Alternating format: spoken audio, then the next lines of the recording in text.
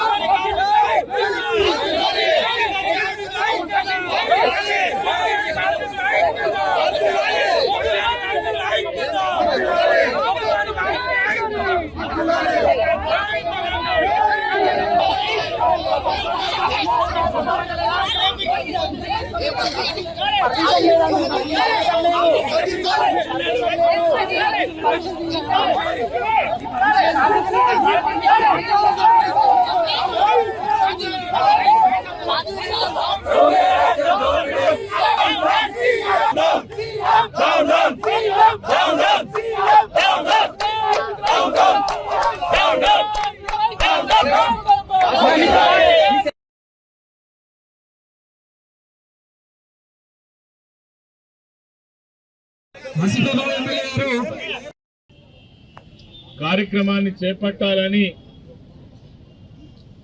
BRS party మరియు తెలంగాణ బొగ్గుగని కార్మిక సంఘం ఆధ్వర్యంలో ఒక నిరసన కార్యక్రమాన్ని చేపట్టడం జరిగింది.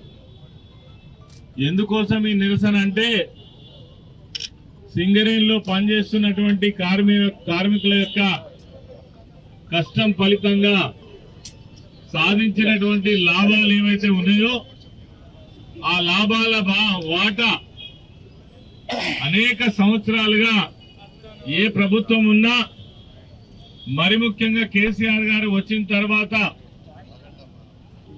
దాదాపు 10 సంవత్సరాల పాటు ప్రతి సంవత్సరం 2% నుంచి 1% వరకు దాదాపు 32% వరకు వాటా ఇచ్చి కార్మికులకు రావాల్సినటువంటి ఆ డబ్బులు చెల్లించడం జరిగింది.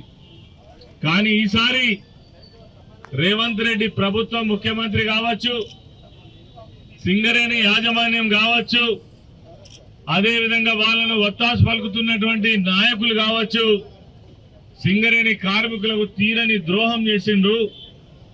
అసలు వచ్చినటువంటి లాభాలు 4,701 కోటి రూపాయలు. మరి పంచినటువంటి లాభాలు ఏవైతే ఉన్నాయో 2,412 కోట్లు మాత్రమే పంచిండ్రు. మిగిలిన పక్కకు తీసిండ్రు. చెప్పిందంతా ముఖ్యమంత్రి గొప్ప